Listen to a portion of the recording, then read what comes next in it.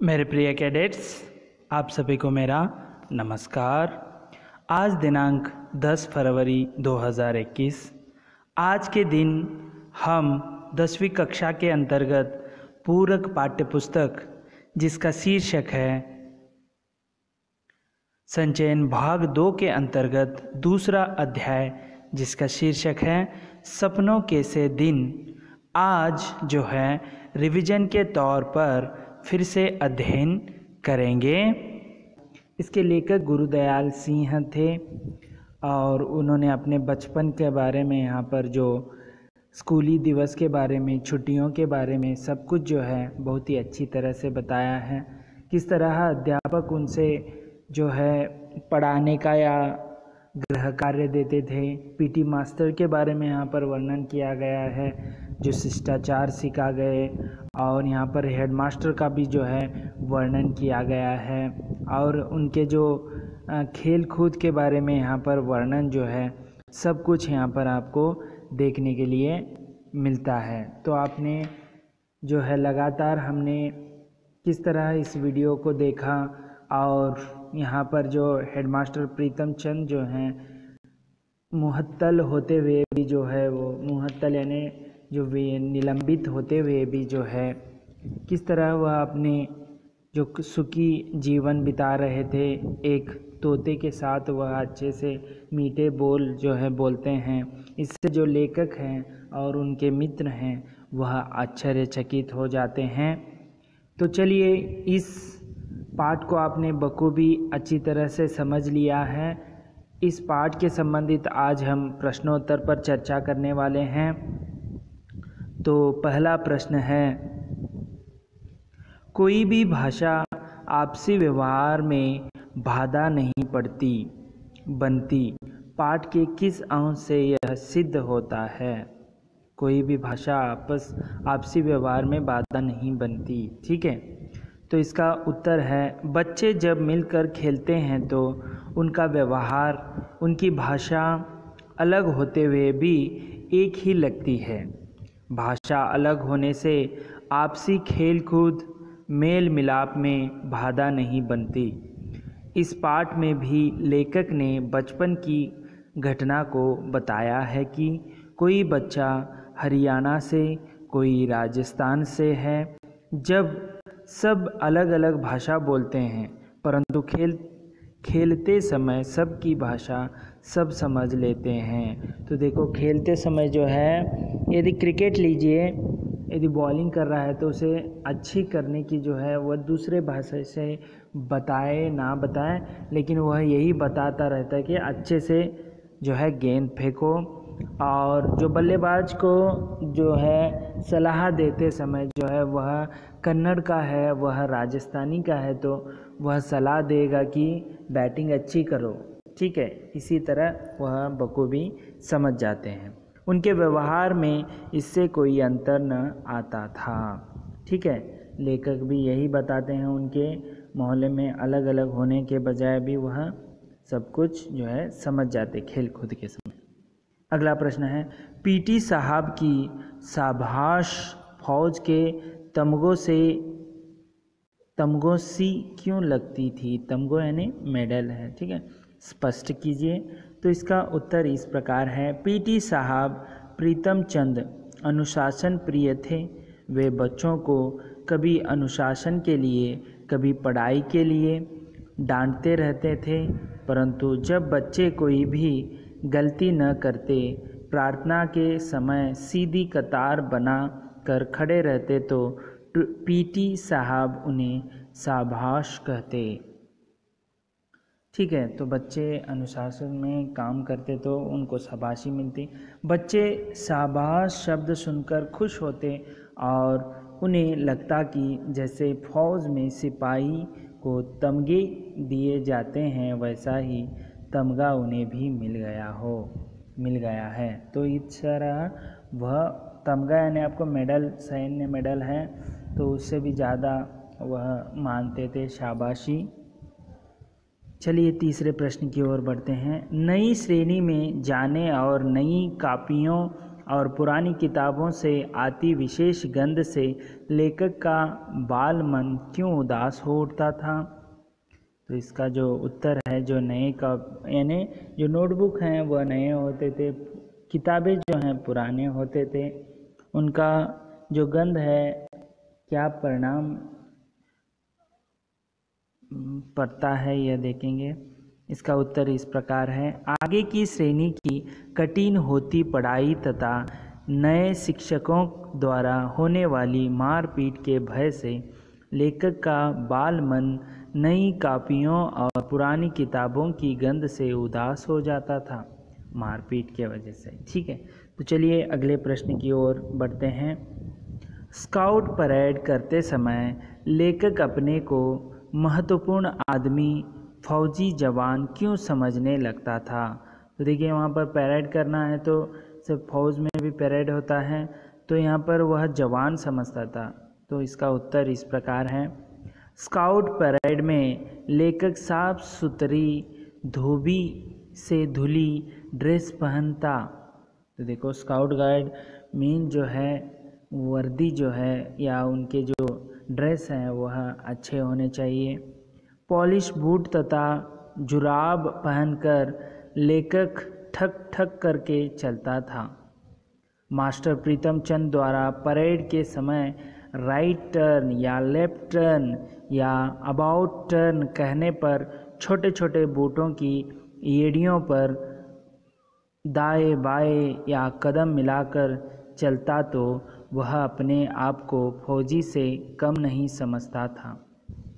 अकड़ कर चलता तो अपने अंदर एक फौजी जैसी आन बान शान महसूस करता था। तो इस तरह जो है इसीलिए वह फौज में जमा है ऐसे लगता था। चलिए अगले प्रश्न की ओर बढ़ते हैं। हेडमास्टर शर्मा जी ने पीटी साहब को क्यों मुअत्तल कर दिया? मुअत्तल का मैंने अर्थ बताया था आपको कि निलंबित यानी जो है उनको डिसमिस करना। तो इसका उत्तर इस प्रकार है। एक दिन मास्टर प्रीतम चंद ने कक्षा में बच्चों को पारसी के शब्द रूप याद करने के लिए दिए, परंतु बच्चों से यह शब्द रूप याद नहीं हो सके। इस पर मास्टर जी ने उन्हें मुर्गा बना दिया। बच्चे इसे सहन नहीं कर पाए, कुछ ही देर में डुलकने लगे। उसी समय नम्र हृदय हेडमास्टर जी वहाँ से निकले और बच्चों की हालत देखकर सहन नहीं कर पाए और पीटी मास्टर को मुअत्तल कर दिया। इसी कारण प्रीतम चंद कई दिनों से स्कूल नहीं आ रहे थे। तो वह पारसी भी पढ़ाते थे। एक समय जो है उनको जो पनिशमेंट देने के वजह से जो है हेडमास्टर गुस्सा होकर उन्हें मुअत्तल करवाया। तो चलिए अगले प्रश्न की ओर हम बढ़ते हैं। लेखक के अनुसार उन्हें स्कूल खुशी से भागे जाने की जगह न लगने पर भी कब और क्यों उन्हें स्कूल जाना अच्छा लगने लगा? तो यहाँ पर लेखक को स्कूल जाना भी अच्छा लगने लगा था, तो किस वजह से वह देखेंगे। लेखक के अनुसार उन्हें स्कूल जाना बिल्कुल अच्छा नहीं लगता था, परंतु जब स्कूल में रंग बिरंगे झंडे लेकर, देखिए रंग बिरंगे झंडे लेकर गले में रुमाल बांधकर मास्टर प्रीतम चंद परेड करवाते थे तो लेखक को बहुत अच्छा लगता था।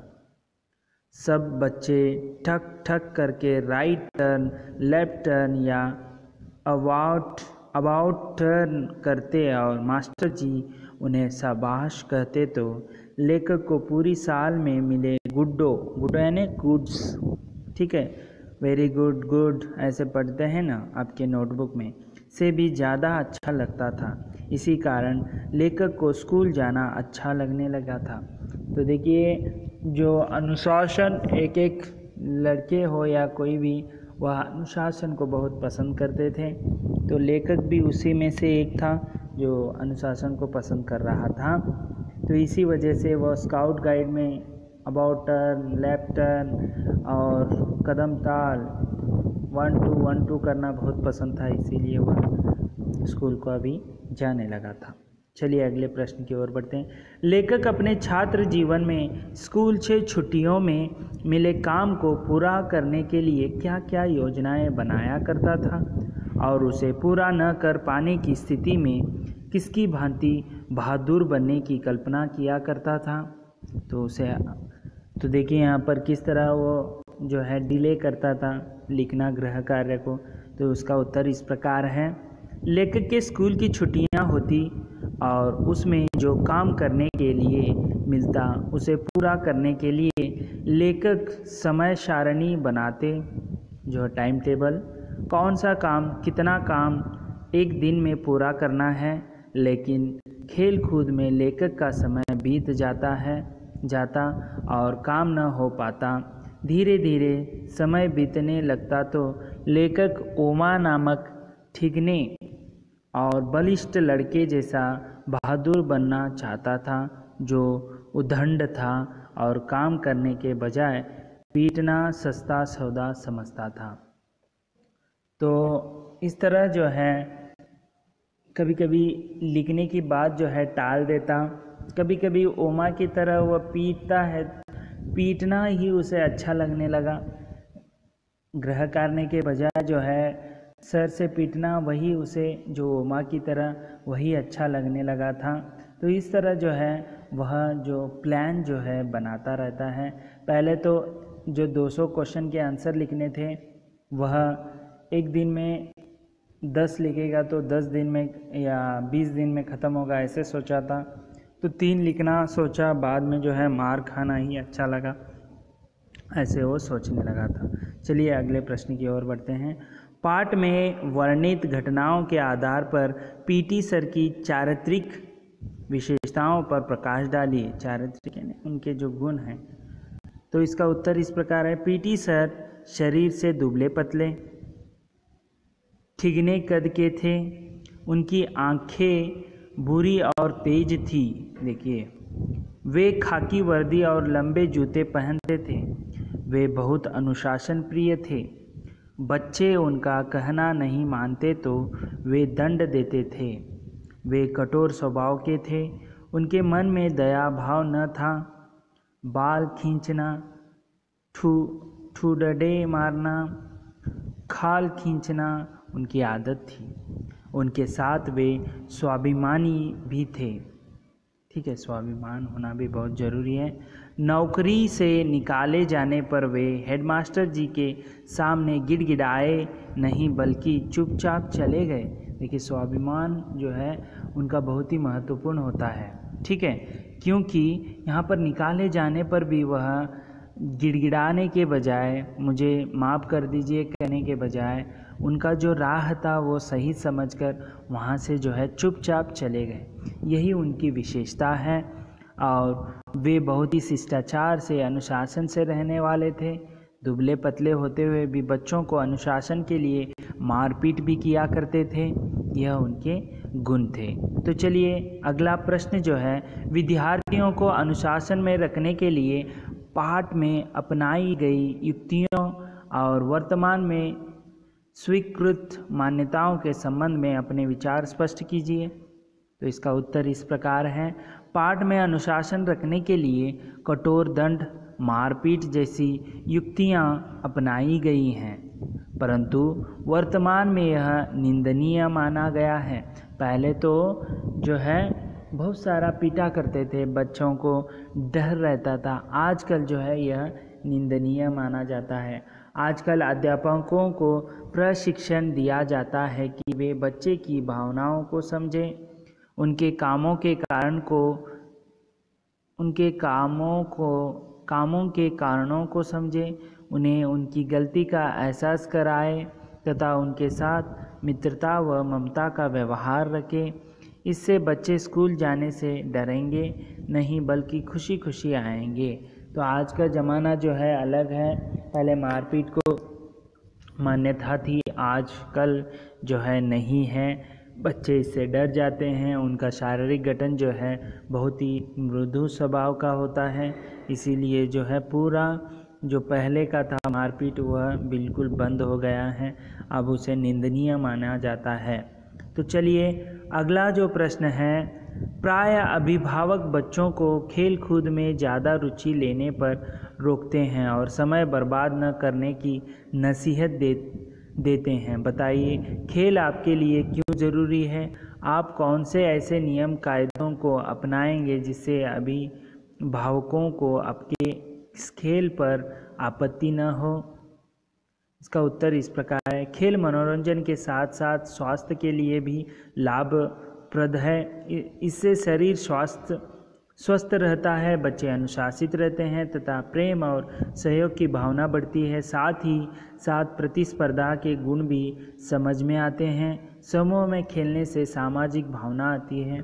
यह था। दूसरा है, खेल शरीर के लिए ज़रूरी है परंतु उतने ही ज़रूरी अन्य कार्य भी हैं, जैसे पढ़ाई आदि खेल स्वास्थ्य के लिए है तो पढ़ाई जैसे कार्य भविष्य को सुधारने के लिए आवश्यकता है। हमें अपना कार्य समय पर करते रहना चाहिए। ज्ञानवर्धक विषयों पर भी उतना ही ध्यान देंगे और समय देंगे तो अभिभावकों को खेलने पर कोई आपत्ति नहीं होगी। तो इस तरह जो अगला प्रश्न है वो आपके लिए छोड़ दिया गया है गृह कार्य के रूप में। बचपन की यादें मन को गुदगुदाने वाली होती हैं, विशेषकर स्कूली दिनों की। अपने अब तक के स्कूली जीवन की खट्टी मीठी यादों को लिखिए। तो यहाँ पर उत्तर में आपको विद्यार्थी यह प्रश्न अपने अनुभव के आधार पर लिखना है। यह मेरे अनुभव हो जाएंगे लिखेंगे तो, इसीलिए अपने अनुभव को आप लिखना है। इस तरह आज हमने सपनों के से दिन जो एक लंबी कहानी थी उसका अध्ययन किया। उसके साथ साथ आज हमने प्रश्नोत्तर पर भी चर्चा कर ली। आप सभी इसे अपने नोटबुक में लिख कर रखिए और इसे एक बार पढ़ लीजिए। आपका दिन मंगलमय हो। धन्यवाद।